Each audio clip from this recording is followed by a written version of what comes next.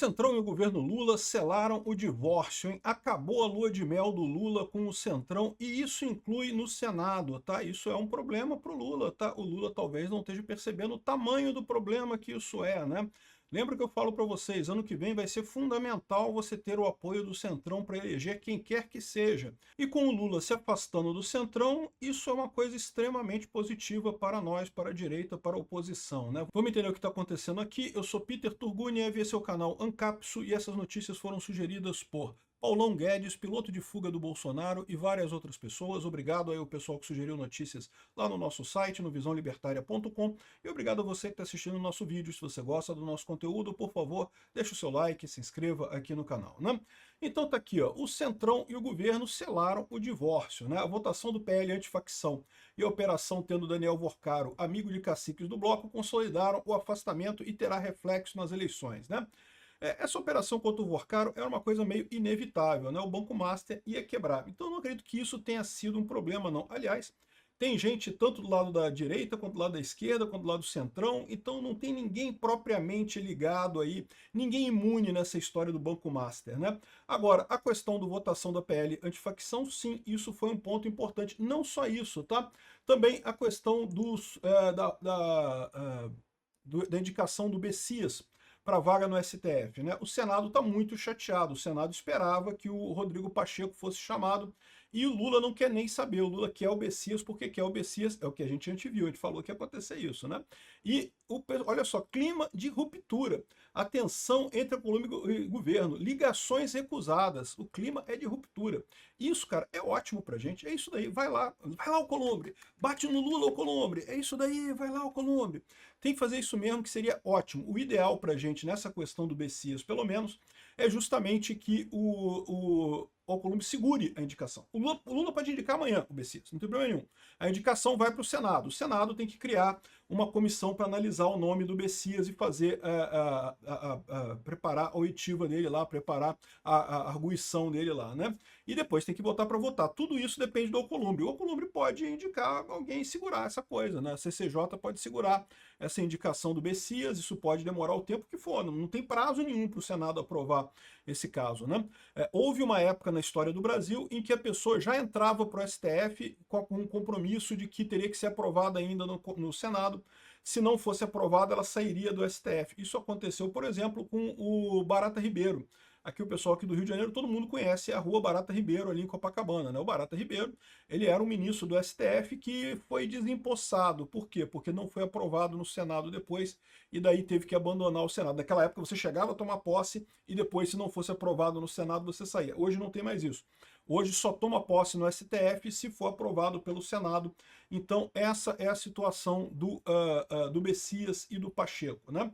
Eu, sinceramente, qualquer um dos dois que for nesse caso, eu torço pela briga. Quanto mais briga der, melhor para mim. Porque o que eu vejo é, tanto o Bessias quanto o Pacheco seriam muito ruins para o Brasil.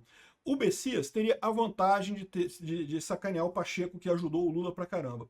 O Pacheco teria a vantagem de sacanear o Bessias, que também ajudou o Lula pra caramba. Então, ou seja, qualquer um dos dois que for, meio que não faz diferença, né?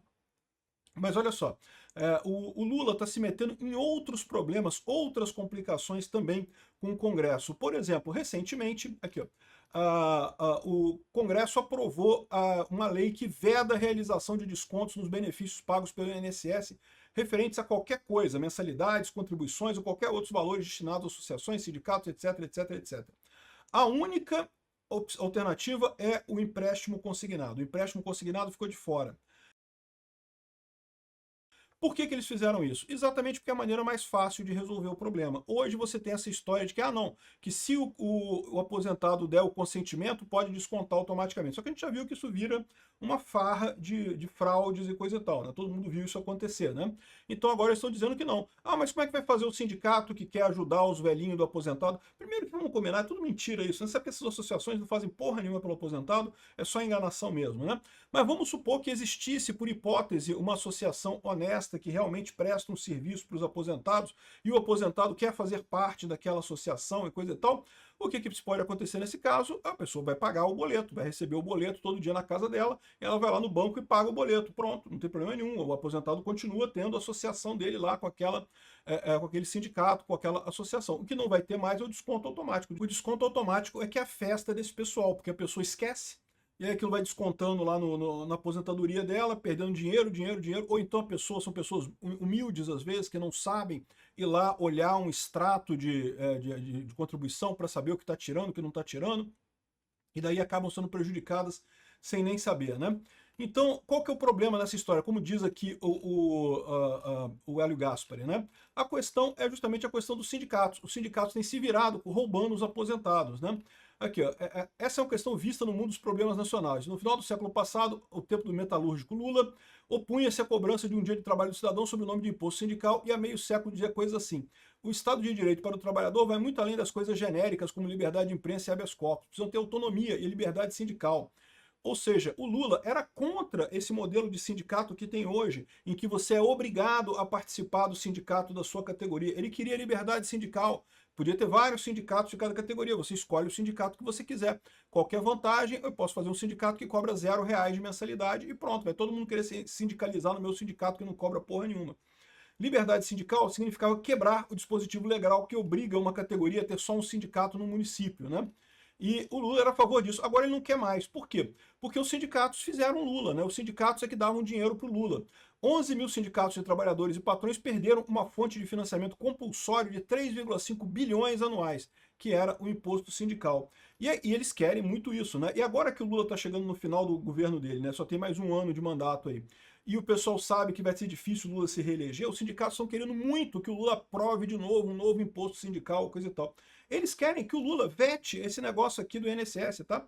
Os sindicatos estão forçando o Lula a vetar essa ideia de proibir desconto no INSS. Vai ser uma festa. Tomara que o Lula vete, tá? Tomara que o Lula vete, do ponto de vista político, pra gente é ótimo. Porque vão poder dizer que, olha só, quem não quer resolver o problema? Isso daqui resolveria o problema muito rápido. É só resolver o problema lá das entidades e pronto. Era só o Lula ter sancionado essa lei. E o Congresso ainda pode derrubar o veto ainda. Então, ou seja, tomara que o Lula vete esse negócio, porque a gente consegue usar isso contra ele na eleição e o Congresso depois derruba o veto e pronto, e fica tudo certo, né? Mas mais do que isso, os sindicalistas estão querendo que o Lula aprove alguma coisa, né? O Congresso não vai aprovar, ou seja, a situação que eu estou falando é essa. Você tem um caso de divórcio entre o governo e o Congresso, o que é ótimo para a oposição, é ótimo para a direita. O Lula vai conseguir fazer menos coisa ainda do que ele pretendia fazer até o final do governo. O Lula vai ter dificuldade em montar uma chapa competitiva ano que vem, porque vai ter muito pouco partido querendo participar, ao contrário de 2022, em que ele conseguiu ainda fazer ali uma cartinha da democracia, dizer que não sei o que lá, coalizão ampla, não sei o que lá, porra nenhuma, no final das contas só botou gente de esquerda. Esnobou todo mundo do centro que ajudou ele, botou só o pessoal da esquerda, e mesmo assim reclamando, e mesmo assim de cara amarrada, enfim, e essa é a situação, né? Ou seja, que bom que estão brigados, eu quero que briguem mais.